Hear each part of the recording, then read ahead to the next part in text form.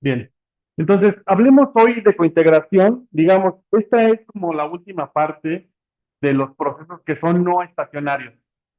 Entonces, a partir de aquí, una vez que de este tema, bueno, y el siguiente que es modelos ARDL, eh, esas dos técnicas que vamos a ver en esta semana son técnicas que tratan de atender la situación de casos en los que las series son no estacionarias. Entonces, ¿cómo trabajamos cuando las series son no estacionarias? Las vamos a trabajar con metodologías de cointegración. Entonces, voy a utilizar esta definición que les puse aquí. Y la definición es más o menos sencilla. Entonces, primero, partamos de la idea de que tenemos un vector que tiene K series, ¿no? Entonces, piensen otra vez el modelo multivariante. Entonces, vamos a decir que los elementos están cointegrados. Entonces, la cointegración puede ocurrir de diferentes maneras. Esto es como una primera observación que quiero transmitir. Entonces, la cointegración en general implica que puede ser de este orden. Y ahora voy a entrar a discutir qué significa eso. Entonces, si las series están cointegradas, todas las series que están incluidas en Y, vamos a decir, lo vamos a simbolizar de esta manera. Están cointegradas con D y C como parámetros. Ahora, ¿quiénes son D y quiénes son C? Entonces, D es el orden de integración. ¿Alguien recuerda qué significa que una serie esté integrada? ¿No? Exacto. Entonces, D es el número de rezagos que se necesitan para que la serie sea estacionaria. Entonces, por ejemplo, si solo tuviéramos que hacer una diferencia, D sería 1, ¿sí? Si solo necesitáramos diferenciarla una vez para hacerla estacionaria. Entonces, en general, esta cointegración que vamos a ver se vale para diferenciar varias veces la serie si fuera necesario.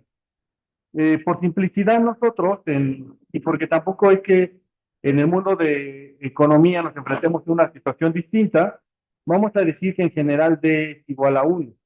Eso es como una, digamos, algo que sabemos que va a ocurrir. Normalmente las series en economía sobre espacio. Y lo siguiente es hablar del número de combinaciones lineales que hacen posible la cointegración. Entonces,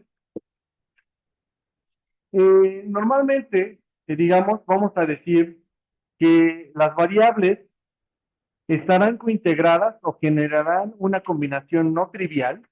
Eso es importante, es decir, una combinación lineal no trivial que voy a denominar como Z, que es de orden D menos C. Entonces, piensen de esta manera. Entonces, lo que estoy diciendo a grosso modo es que si las series están cointegradas, si las series que yo tengo se pueden cointegrar, quiere decir que existe una combinación lineal, es decir, un conjunto de parámetros beta, que hace que su combinación lineal se vuelva de un orden de integración D menos C. Pero entonces vamos a ponerle números a esto, porque D es el número de veces que necesitamos diferenciar la serie para hacerla estacionaria.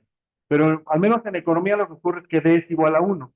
Entonces, nosotros vamos a decir, en general, que C también va a ser igual a 1. Y ahorita vamos a ver por qué eso se necesitaría hacer así. Eso implicaría que en general nosotros podríamos decir que, déjame hacer un espacio aquí abajo. Lo que yo estoy diciendo entonces es que existe Z, que es una combinación lineal de Y. Entonces, Z, que voy a utilizar esta notación que tengo arriba, beta traspuesto, subíndice I, que multiplica al vector Y, que son mis variables. Esto va a generar una combinación lineal que es de orden de integración cero. ¿Quién es el único que conocemos que tiene orden de integración cero? Los residuales, ¿sí? El proceso estocástico. Entonces, lo que estoy diciendo es, si las series cointegran, quiere decir que tengo series que son de orden de integración uno. Eso es como probablemente lo fundamental de la definición. Series que son de orden de integración uno, que cuando genera una combinación lineal, lo que resulta es estacionario, ¿sí? Ese, como les dije la clase pasada, es el supuesto del modelo lineal clásico que dice que los residuales son distribuidos centrados en cero y normalmente distribuidos. Es el equivalente, pero en series de tiempo. ¿Sí? Bien, esto es cointegración. A grosso modo, sin más, eso significa hacer cointegración. El tema, o lo difícil, es implementarla. ¿Sí? Entonces, vamos a utilizar la siguiente estructura de planteamiento. Entonces, partamos de la idea de que la cointegración entonces es construir esta combinación lineal. Esto es en lo que vamos a trabajar. ¿Cómo logramos que esta combinación lineal la podamos construir? Bien, entonces para hacerlo, voy a partir de esta idea que tengo aquí. Entonces, lo primero que voy a hacer es tomar a series que se van a conformar en Y. Entonces, como un vector. Todas son de I1. Eso quiere decir que necesito diferenciarlas una vez para volverlas estacionarias. Tienen raíz unitaria. A grosso modo, eso es lo que estoy diciendo. Entonces, los siguientes casos son posibles. Entonces, puedo decir que existe exactamente una combinación lineal que genera residuales estacionarios. Si eso ocurre, estoy en el caso más sencillo que se conoce como cointegración de Grange. Ya. ¿Sí? Es el caso más sencillo. Seguramente hasta su curso de introducción a la econometría lo vieron. Probablemente. No, porque aquí en la facultad te enseña mucho como series y no se enseña tanto econometría. El siguiente caso es el interesante. Es qué pasa cuando R es mayor que 1. Cuando R es mayor que 1, entonces estamos en el caso de la cointegración múltiple. Y se dice que es la cointegración de Johansen. ¿Sí? Porque es el caso en el cual tenemos más de una combinación lineal que genera, errores que son estacionarios. ¿Sí? Entonces, eso es un poco lo que vamos a hacer ahora. Bien. Entonces, bien, pensemos entonces de implementar esta técnica. Lo voy a hacer de la siguiente manera. Entonces, primero, pensemos en ver cómo va a ser Y. Entonces, partamos de la idea de que Y va a ser igual, Y de t va a ser igual a un vector que va a tener la variable 1 en el momento t, a la variable 2 en el momento t y así hasta la variable késima en el momento t. Esto es un vector, ¿sí? Es el vector de las variables que me interesa y quiero saber si se cointegra. Entonces, todas estas, cada una de estas es de orden de integración 1. Es decir, cada una de ellas tiene raíz unitaria y tengo que diferenciarla una vez para hacerla estacionaria. Pero las voy a tomar tal cual, en niveles. ¿Sí? Las voy a tratar en niveles. Bien, eso es. Entonces, ahora, ¿qué le voy a hacer a ellas? Bien, lo primero que voy a hacer es plantearme esta idea. ¿Este qué es? ¿A qué le suena que este es? Ese es un autorregresivo, pero si es el caso multivariante, ¿cómo se llama? Bar. Este es un bar en niveles. ¿Sí? Este es un bar en niveles de orden P. Entonces tengo un bar en niveles de orden P, en la cual le puedo incluir estos componentes determinísticos, que aquí quién puede estar, aquí puede haber tendencia, quién más puede haber, constante, y ya, ¿no? Y la tendencia de la forma que yo quiero, y más un término de error al final, ¿sí? Entonces partamos de la idea de que puedo establecer a todos como si fuera un bar. ¿Sí? Ya una vez que los vuelvo bar, entonces los voy a convertir a una forma que se llama mecanismo corrector de errores. ¿Qué significa esto? Ay, perdón. Significa hacer lo siguiente. Algo muy sencillo que es. ¿Se acuerdan quién es este que está aquí arriba? ¿A qué se parece esto que está aquí arriba? Eso es delta y de t, ¿no? Ujú. Pero ¿para qué hacíamos delta y de t? ¿Se acuerdan? ¿Para qué? Para generar raíz unitaria, ¿no? Entonces decíamos que este delta y de t, cuando le tomamos la primera diferencia, ¿qué va a ser? Va a ser estacionario. Va a ser estacionario y va a ser de orden y cero. ¿Sí? Entonces, ya es una cosa en diferencias.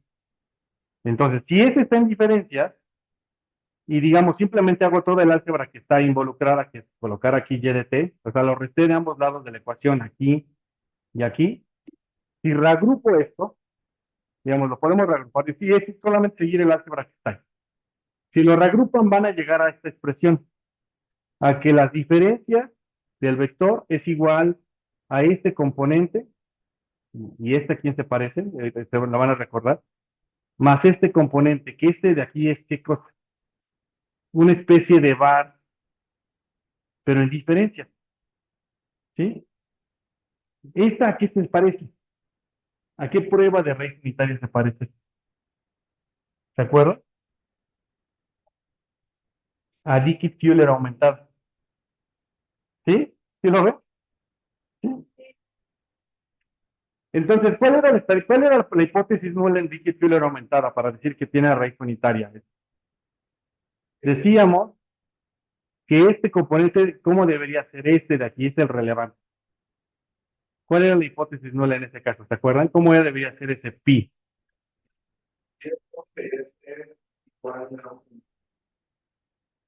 Sí, pero no es rho, es más bien es el equivalente a beta. Y este, si es igual a cero, ¿qué significaría? Que es estacionario y que entonces tiene raíz unitaria y este es igual a cero. ¿Sí? Vale. Entonces, va. ¿En qué caso implicaría que esto no fuera igual a cero? Implicaría que pi fuera, bueno, que no fuera igual a cero. ¿Qué implica eso? Si pi no es igual a cero, implica, esa es la implicación, que un proceso en diferencia de orden I0 se puede descomponer por un tramo que es I1, porque este tramo que está aquí, que está asociado a pi es I1, dijimos que era de orden de integración 1, más un componente va en diferencia, ¿sí? Eso es lo que tengo ahí, ¿vale? ¿Hasta ahí está, hasta ahí suena? ¿Sí? Vale, bien. Buenísimo. Entonces, yo voy a decir que esto cointegra siempre que esta matriz que está acá sea distinta de cero. ¿Qué significa que esta pi sea distinta de cero? Implica que puedo descomponer las diferencias de un proceso no estacionario, que cuando le tomo su diferencia se vuelve estacionario.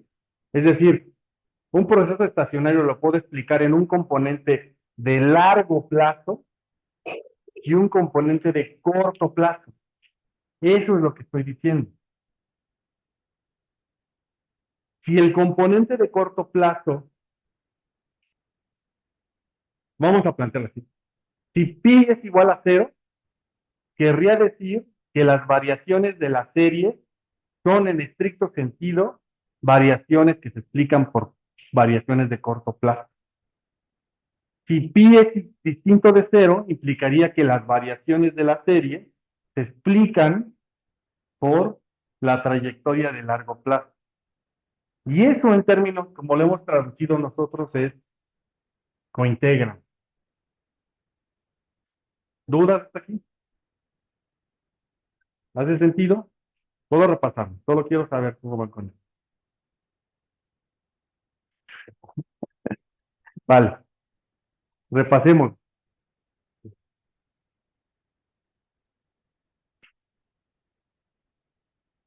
Voy a tratar de explicarlo de otra manera, pero que sea más sencillo.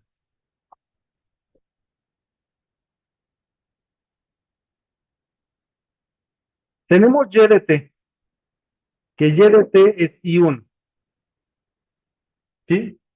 Entonces quiere decir que delta y de t, que es igual a y de t menos y de t menos 1, este es I0, porque está en diferencia, ¿sí? Este es I0, porque ya está en diferencia, ¿vale?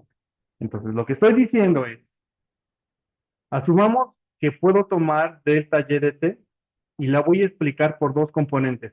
Un componente de largo plazo más un componente de corto plazo, más un término de error. ¿Sí? Entonces, va. ¿Cómo sería eso? ¿Cómo se vería eso en una gráfica? Pensemos, eso a veces es más fácil, es como más, a veces cuando uno lo plantea en una gráfica tiene más. Bueno, en una gráfica sería algo así. Podríamos poner así, aquí podríamos tener tiempo y aquí podríamos tener YDT. Entonces, ¿cuál es lo que yo me estoy preguntando es si cuando veo YDT, vean, imaginemos que esa es la trayectoria que sigue YDT. Lo que me estoy preguntando es que si lo descompongo en dos tramos, un tramo que es de corto plazo y un tramo que es de largo plazo, entonces eso implicaría que a lo mejor el de corto plazo, ¿cómo sería? Serían variaciones así. ¿Y cómo sería el de largo plazo? Una tendencia. ¿Sí? Entonces, lo que me estoy preguntando es, a grosso modo, es si en realidad esta serie solamente es explicada por esta parte o es explicada por esta parte también. Si solo es explicada por las variaciones de corto plazo, entonces, ¿verdad? Pi es igual a cero, porque quiere decir que no hay inercia. Las series, en realidad, fluctúan alrededor de la tendencia, pero la tendencia no es endógena al sistema. Es decir, la tendencia es exógena, es determinista. Si el pi es distinto de cero, significa que entonces la tendencia es parte del proceso generador de datos. La tendencia es necesaria para explicar las variaciones. Las variaciones de la serie no se pueden explicar solo por las variaciones de ella misma, sino que se explican por la trayectoria que tiene la serie. Es decir, dicho de otro modo, hay una relación de largo plazo intrínseca que no puedo omitir. Si esa relación de largo plazo existe, entonces digo que las series cointegran. Si no existe, entonces digo que en realidad las series se pueden modelar como un bar en diferencia. ¿Sí? Vamos a, vamos a la ecuación. ¿Cómo sé eso? ¿Cómo sé lo que acabo de decir, no? De que, bueno, si no cointegran, va. Listo. Pensemos, ¿cómo era nuestro modelo? Era delta y de t igual a menos pi por y de t menos 1. Esta es la parte de largo plazo, más la suma de todos los, ¿cómo lo puse? A, creo, ¿verdad? Delta y t. Ah, sí. A de las A, creo que le puse a pelitos, delta y de t menos, menos i, que va desde i para todos los i. Más, aquí vamos a ponerle una, ajá, exacto, más una D, que son los determinísticos, todos los determinísticos, eh, más, ajá, más el error. Solo que quería ponerlo al lado, pero creo que va a ser más paso. Mejor aquí abajo le pongo. Más aquí abajo el error, UDT. Entonces, este que está aquí es el componente de corto plazo. Entonces, si la serie es bajo integral, pensémoslo así, si la serie es bajo integral, quiere decir que este componente que está aquí es igual a cero. Y si ese no existe, entonces las diferencias, ¿a qué son igual? A un bar en diferencias. Eso es lo que estoy diciendo.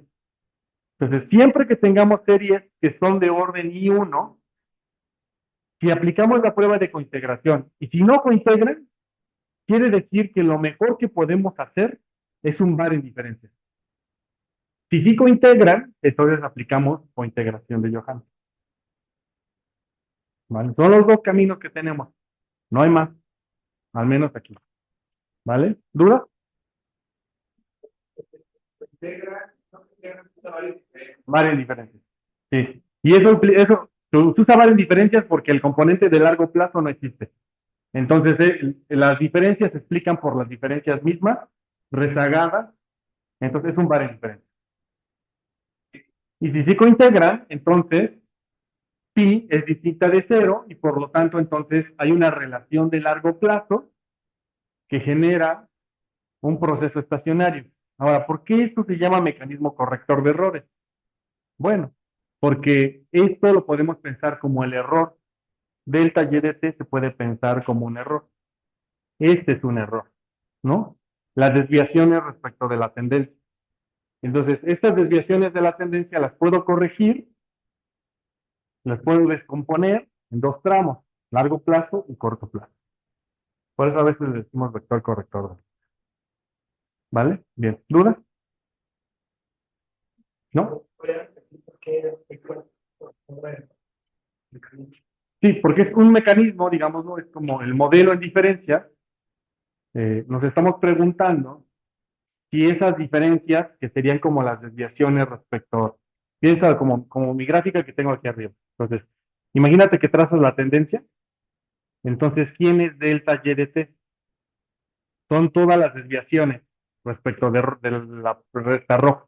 Pues lo que me estoy preguntando es si esas desviaciones se pueden descomponer en una relación de largo plazo y una de corto plazo. Entonces, estoy tratando de corregir, estoy tratando de ver si las desviaciones se corrigen. Así es decir, si las desviaciones, hay un retorno a la tendencia de largo plazo. Por eso se dice corrector, ¿no? Cuando se desvían, bueno, ¿qué escenario es una desviación? Por ejemplo, este punto que está aquí es una desviación de la tendencia de largo plazo. Pero ese punto fue transitorio, porque periodos adelante se regresó a la tendencia. Luego se volvió a desviar, pero regresó. Entonces, esto describe un mecanismo corrector de error. Describe que hay una tendencia a partir de la cual todo fluctúa y la fluctuación, ¿va? Que son fluctuaciones transitorias. Eso es lo que estoy diciendo. ¿Vale? Bien, buenísimo. Va. Pues vamos a implementar una prueba de Johansen y voy a utilizar esta regla que les voy a poner. Entonces, vamos a asumir que podemos estimar ese modelo. Entonces, me voy a preguntar, puedo utilizar dos estadísticos, uno que es la prueba de la traza y otro que es del valor propio máximo. Cualquiera de las dos se puede interpretar y ahorita las interpretamos en R. ¿Vale? Son las que voy a utilizar. Ahora bien, ambas se preguntan si esta matriz que está aquí es distinta de cero. Eso es lo que se están preguntando. ¿Vale? De hecho, esta especificación todavía es más clara porque si se dan cuenta, ¿qué es lo que tengo acá? Esa suma lo que tengo es precisamente pensar este escenario. Es como si pensara yo que la serie se comporta así y entonces la puedo descomponer en dos tramos. El primer tramo son fluctuaciones de corto plazo, es decir, todo este tramo, y el segundo tramo es la tendencia, que sería este tramo. ¿Sí? Esa es una manera más sencilla de verlo. Si lo pongo de este lado de signo igual, ya queda más o menos claro por qué lo descompongo. Vale. Bien, ¿dudas? ¿Comentarios? ¿No? Sí, pues más o menos. ¿Sí? Vale. Vayamos a R, ¿va? En R voy a trabajar con clase 17. Sí, clase 17, creo. Sí, 17 y 18.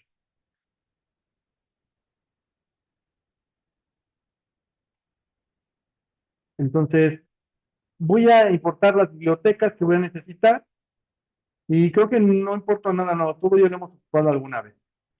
Voy a utilizar los mismos datos que siempre he utilizado, que he venido utilizando durante esta parte del curso, que es INPC, tipo de cambio, CETES y GAE. Y los voy a convertir todos a series de tiempo. Entonces tengo las series en niveles, las series en logaritmos y las series en diferencias logarítmicas. Y vamos a hacer un plot muy rápido de. Déjenme algo más bajo. Entonces, si hago el plot, estas series se ven así, se verían de esta manera. Si hago las diferencias, se ven así.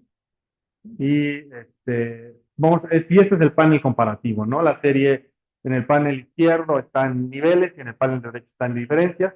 Entonces podemos asumir por un momento que las series del panel izquierdo son I1, vamos a comprobar eso, y las series del panel derecho son I0.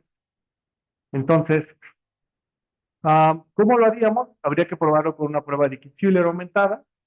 Este, Esa es al menos una prueba, pero puedo implementar Philips Perron, KPCS, que las que vimos en clase, y ya. Entonces tendría yo que hacer todo esto. Evaluar quiénes de estos modelos pasan. Eso lo hicimos la sesión pasada y encontramos que todas eran I1. Teníamos que hacer la primera diferencia para que pasara. Entonces aquí básicamente aquí hago pruebas de raíces unitarias a cada una de las series, pero lo que concluyo con todo este código que puse aquí es que necesito diferenciarlas una vez para hacerlas estacionarias. ¿Sí?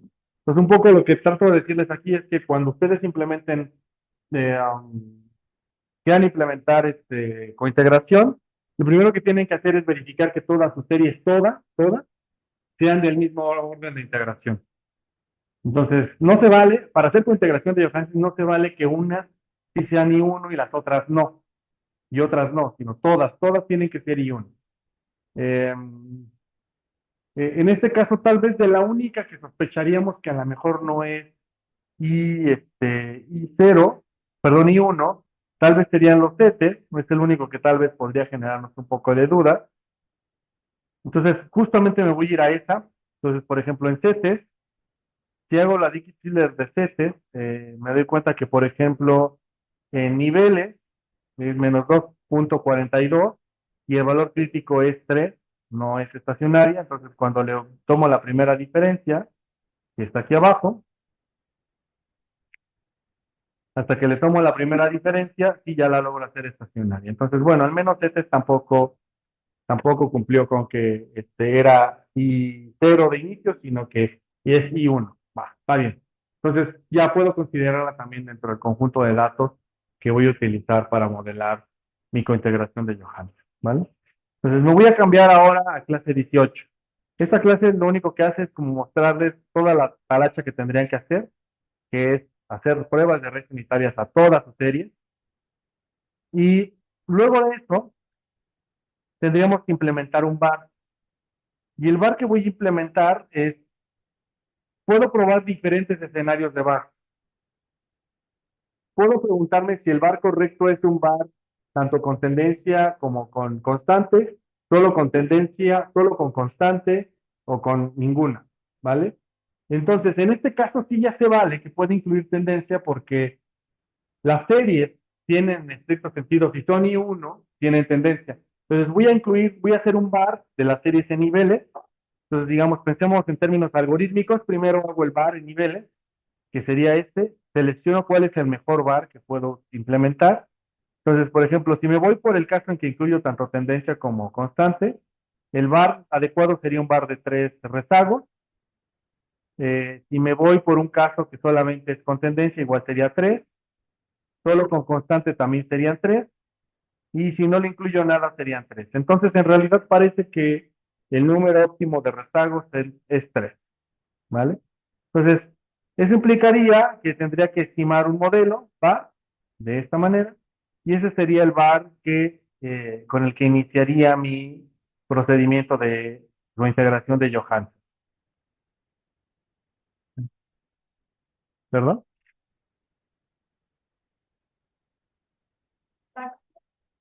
Para, no entendí muy bien la pregunta.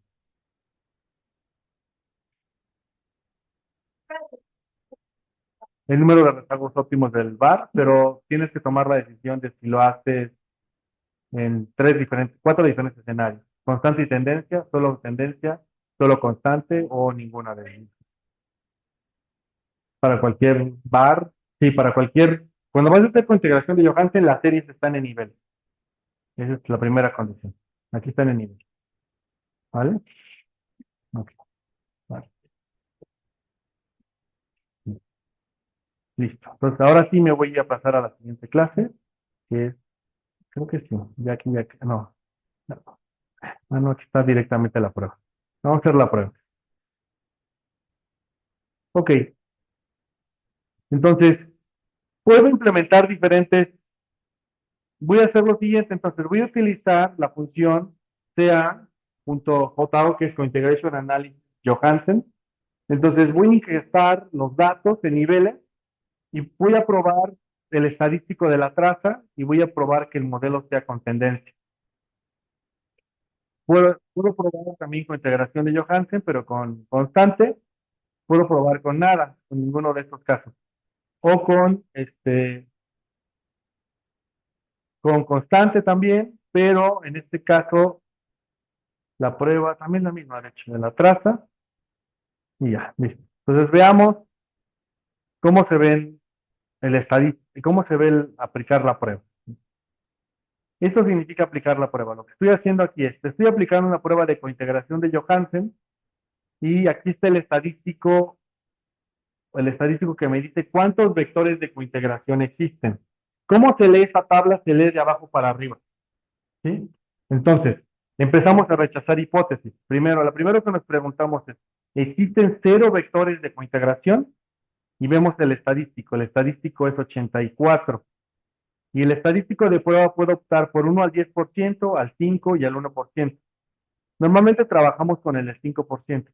Entonces, en este caso, si ustedes observan, eh, si el estadístico me da 84 y el estadístico de prueba es 87, aceptan o rechazan la hipótesis nula. Aceptas la hipótesis nula. Entonces, hay 0 vectores de cointegración bajo esta especificación. Es decir, con tendencia, estos datos no cointegran. ¿Perdón?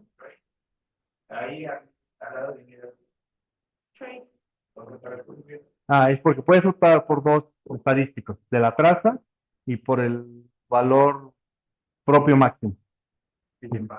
Ajá. Y voy a utilizar ahorita el de la traza nada más. ¿Vale? Puedes utilizar estas dos estadísticas. Sí, a eso me refiero. ¿Va? Ok. Ya. Entonces aquí no dice que, ¿cuál es la hipótesis que acepto? 0 vector, no cointegra. No. Veamos otra especificación. ¿Cuál sería la otra especificación posible? Es bueno, con constante. ¿Vale? Entonces, con constante, hago la prueba de cointegración y me 118 y me sale 76. Entonces, no se acepta, no rechazo. Entonces, no es cierto que hay 0 vectores. Paso al siguiente renglón. El siguiente renglón dice existe al menos uno. ¿Sí? Existe al menos uno. Entonces, el estadístico es 48 y el estadístico de prueba es 53. Entonces, acepto la hipótesis nula. La hipótesis nula es que existe al menos uno. ¿Sí? Por eso es el menor igual, al menos uno. Entonces, en este caso, bajo esta especificación, sí hay un vector de cointegración. Al menos uno. ¿Sí? Entonces, eso quiere decir que estos resultados de aquí abajo ya son interpretables. Vale. Entonces, ¿cómo lo diríamos? ¿Cuál es el que tomaríamos? Ahorita diríamos que este vector que está aquí, esta fila, es la cointegración, el vector de cointegración de la serie. Ahorita lo interpretamos. Pero este sería el vector que garantiza que los residuales que se generan de esta combinación lineal de todas esas variables genere un ruido, un proceso estacionario como residual. ¿Vale? ¿Hasta aquí? ¿Duda? Cointegran aquí, ¿no? Todavía no estoy llegando al punto de interpretación de estos datos. Solamente estoy diciéndoles quién es el vector que tomaría. Como hay uno, ese sería el que sería posible. Si la prueba les dijera que hay dos, podrían tomar la segunda columna. Si les dijera que hay tres, podrían tomar tres. Y así sucesivamente. ¿Sí? Todas esas posibles combinaciones lineales. Eso es como el poder de la cointegración de Johansen. La cointegración de Johansen puede encontrar todas las combinaciones lineales posibles que generan que el proceso genere errores estacionarios. Esta prueba, en este caso, nos dijo que solo existía uno. Entonces, solo por eso me voy a tomar solamente la primera columna. Pero voy a probar una cosa más. Voy a probar si ahora es sin constante, ¿no? Si le pido sin constante, voy a la prueba otra vez, 55, y sale 60. Entonces aquí acepto la hipótesis nula de que hay 0 vectores de cointegración. Entonces no cointegra y no incluyo constante. ¿Cuál es el único caso que cointegró? Con constante. ¿Vale? Ese es el único modelo que cointegra. ¿Vale? Hasta aquí solamente es platicado cuándo pasa y no pasa la prueba. ¿Sí? ¿Dudas con cómo se lee la prueba?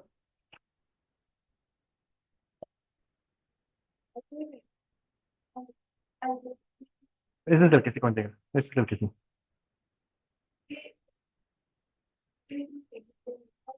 Ah, empiezas a leerlo desde abajo, no empiezas en este renglón. Entonces tomas este es el estadístico de la que generas con los datos. Y la tabla, ese es el estadístico de prueba. Entonces, la regla o la prueba de hipótesis dice que para aceptar la prueba de hipótesis tendría que ser, este valor que está aquí tendría que ser menor al estadístico de tabla. ¿Sí? Si eso ocurre, entonces aceptas la hipótesis nula. La hipótesis nula es que el número de relaciones de largo plazo que integran es cero.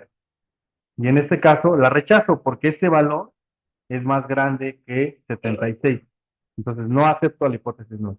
Me voy al siguiente renglón. El siguiente renglón dice que hay al menos uno. Al menos uno. Y el estadístico de prueba es 48 y el de tabla me da 53. Y en este caso acepto la hipótesis nula. Sí, sí, continuaría hasta el siguiente. ¿Vale? Ok. Bien, vayamos ahora a la otra, al otro Markdown. ¿Vale? Entonces, y ahora sí entremos un poco a la interpretación de los resultados. ¿Vale? Entonces, voy a ir a hacer la importación de las bibliotecas, la carga de datos, y me voy a saltar el gráfico. Ya no me interesa mucho el gráfico. Y ya sabemos que el bar select es uno de tres. Y entonces voy a hacer la prueba de cointegración. Entonces, lo que aprendimos es que de estos tres casos, el único que pasaba era constante. ¿Sí? Ahora voy a agregar una prueba más. Además de hacer la prueba de la traza, que este ya lo vimos en el R Markdown anterior, ahora voy a agregar la prueba del valor propio máximo o eigenvalue, como quieran decir. Max eigenvalue. Y esa la voy a poner aquí abajo. Entonces noten aquí, entonces en type ya cambié. Anteriormente tenía traza, ¿sí? Por la duda. Ahora estoy utilizando la otra prueba. Entonces son dos pruebas estadísticas. Voy a utilizar la traza y otro es el valor propio máximo. Eh, bien, si quieren un poco, a lo mejor por si genera un poco de duda a qué se refiere cada una de esas, se refiere a los... eh, eh, piensen un poco de la siguiente manera. Lo que me interesa a mí es saber si pi es distinta de cero o no. ¿Sí? Entonces, hay dos maneras de saberlo utilizando descomposiciones de álgebra lineal. Una manera de saberlo es tomar la traza de pi. Si tomo la traza de pi, ¿se acuerdan en qué consistía la traza? Era la suma de quién? De los elementos de la diagonal de pi. Si tomo la suma de los elementos de la diagonal, voy a generar la traza. ¿Sí? Entonces, lo que hago es como pruebo diferentes escenarios. ¿Qué pasa cuando considero que no hay cointegración? Entonces genero una suma y así sucesivamente. Entonces, así genero la prueba de la traza. ¿Cómo genero la prueba del valor propio máximo? Tomo los eigenvalios de pi y estos, tomo el máximo de estos eigenvalios. Ambos caminos, ambos caminos prueban si en estricto sentido pi es distinto de cero, cualquiera de los dos caminos. Entonces, pueden optar por cualquiera de las dos pruebas. La convención es hacer las dos, ¿no? Pero en realidad con que pasara una sería suficiente. ¿No? Bien. Entonces, voy a hacer eigenvalue y voy a ejecutar igual. Tendencia, constante y nada. Tres rezagos. Por lo que es lo que me decía el bar, que era el bar óptimo, ¿no? Entonces, por eso es la regla. Entonces, bien, probemos el primer modelo. El primer modelo El primer modelo es con tendencia. Entonces preguntémonos, el primer modelo me dice que el estadístico es 39 y el estadístico de tablas es 37. Entonces se rechaza, ¿no? No hay cero vectores de cointegración. Me voy al siguiente, me da 19 y es 31. Acepto, ¿no? Entonces hay al menos uno. Entonces noten la pequeña sutileza. Si utilizo la traza, el modelo con tendencia no cointegra. Pero si utilizo valor propio máximo, sí cointegra. ¿Sí? A veces es por eso que se utiliza ambas, ¿no? Porque lo que buscamos a veces es que sean consistentes. Pero en realidad con que pasara una sería suficiente. Yo, si fuera muy estricto, a lo mejor diría, mejor la tendencia no, porque solo una de las pruebas pasó. ¿Sí? Entonces, veamos otro caso. Veamos ahora con constante. Con constante, que sería este modelo de aquí abajo, sí, me da 70 y 34. Rechazo, ¿no? Voy al siguiente renglón, me da 20 y 28. Entonces sí, al menos un vector de cointegración existe cuando considero el modelo con constante. ¿Sí? Vale. Ahora, ahora sí entremos entonces al tema de la interpretación. ¿Cómo interpreto esto? Bien, me voy a ir aquí abajo. Entonces voy a seleccionar este modelo. Ya sé que con la traza, si pongo trace o pongo eigenvalue, cualquiera de los dos va a pasar la prueba. Entonces ya está. Este es como el modelo que voy a seleccionar. Y voy a imprimir el resultado. Bien. Entonces, ese es el que voy a interpretar. Entonces, dice que hay un vector. Es este vector, el primero. Bien. Entonces, quiere decir, si me voy a mi definición de cointegración, mi definición de cointegración dice que existe una combinación lineal de Y, existe un beta que genera que esto se vuelve I0. Entonces, ¿cómo es una combinación de Y? Bueno, una combinación lineal sería tomar un coeficiente beta 1 multiplicado por la serie 1 en el momento t más beta 2, la serie 2 en el momento t más la serie késima de la serie késima en el momento t más una constante. En este caso me salió eso, más una constante. Y esta combinación lineal es I0. ¿Sí? Entonces, ¿quiénes son estos betas que están aquí?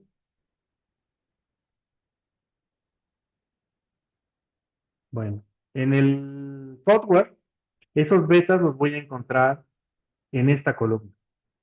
Este es el primer beta, este es el segundo beta, y hasta aquí está la constante. ¿Sí?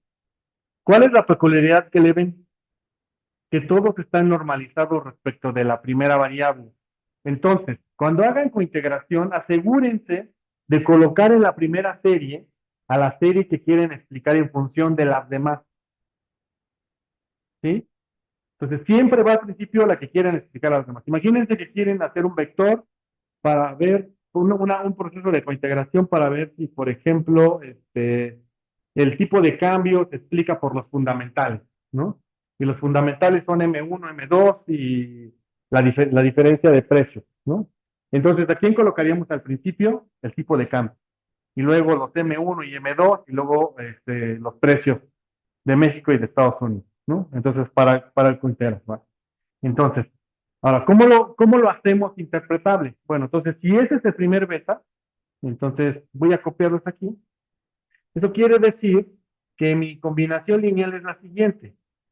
La combinación lineal es que es Y1 en T más beta 2 es 0.21 de Y2 en T más 0.48 de Y3 en T más el,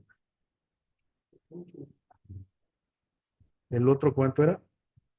Menos 2.83 menos 2.83 de Y4 en T y el otro me da menos 1.25 Y5 en T más una constante, y la constante nos salió 14.28. Y esto es de orden y cero. Bueno, lo voy a poner aquí, de orden y cero, ¿vale? Entonces, ¿a quién está describiendo esta ecuación? ¿A quién está describiendo esta ecuación? Que sea I cero. ¿Quién es I cero? Los errores, nada más, ¿no? Entonces, esta ecuación, en realidad lo que está diciendo, ¿no? Es que esta es una ecuación del error. Entonces, esta ecuación quiere decir que para poder interpretar estos resultados, tengo que despejar todo en términos de la primera serie. Entonces, pondría Y1 en T es igual a menos 0.21 de Y2 en T menos 0.48 de Y3 menos más 2.83 de Y en 4 más 1.25 de Y5 en T menos 14.28. Y esta sería la ecuación de conintegración. Pero ¿sí vieron por qué? ¿Sí? Porque la ecuación, el vector tal cual me lo arroja el software, está diciéndome que el error se comporta así. Pero a mí no me interesa el error. Quien me interesa es la primera serie. Entonces, esta es la ecuación de largo plazo que se mantiene entre la serie 1 respecto de las demás series. ¿Sí? Vale. Vamos a ver. Entonces, en R voy a tomar esos valores, voy a calcular los residuales, los voy a colocar en ese vector que estoy generando aquí, que este vector está vacío.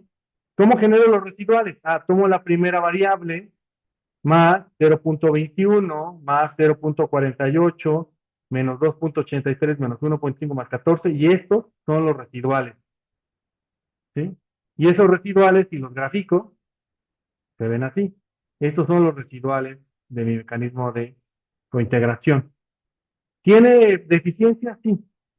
Tal vez habría que corregirle este momento del choque de la pandemia para hacerlos todavía que parezcan más estacionarios y tal vez necesito otro tipo de correcciones, pero en general ese es como el mecanismo, ¿no? Podría probarle si es que es estacionario haciendo las pruebas de raíz unitaria. En realidad, por definición, ya debería ser estacionario, pero al final es un poco, habría que analizar cada uno de ellos, ¿vale? Bien. ¿Duda? ¿Comentario? ¿O integración ya podrían hacerla? ¿No? ¿No? Bueno, aplicaciones de esto hay muchísimos. Am, por ejemplo, pues es competencia, ¿verdad? Ok. Por ejemplo, ¿cómo sabes que que dos productos están en el mismo mercado? Si cointegran, podrías decir que están en el mismo mercado. Porque las dos series de los precios se mueven, en el largo plazo se mueven igual. Entonces están en el mismo mercado, ¿no? ¿Qué más? Am, ah, por ejemplo, bueno, por el tipo de cambios clásicos, fundamentales, es muy macro eso. El PIB, por ejemplo, ¿han escuchado el concepto de convergencia? ¿Sí? ¿Qué significa eso? Que los países convergen en una trayectoria de largo plazo similar.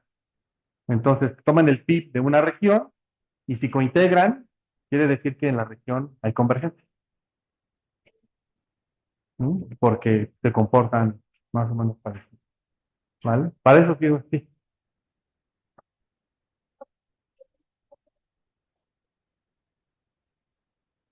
¿Vale?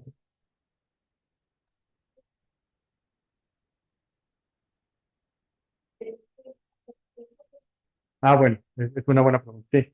No te dicen cuánto tiempo converge, pero una cosa que podrías tratarte de preguntar es si dos series, si tienen una relación de largo plazo, implicaría que cointegran. Entonces, tomas las dos series, a lo mejor ni siquiera sabes si sí o no tienen relación, pero si cointegran, quiere decir que sí, en el largo plazo tienen alguna relación intrínseca, ¿no? A lo mejor ya no sabías, ¿no? Pero bueno, puede ser, ¿vale? ¿Sí? Ok. Vale, buenísimo. Pues aquí le dejamos para esta parte de la clase. No sé si tengan alguna otra duda.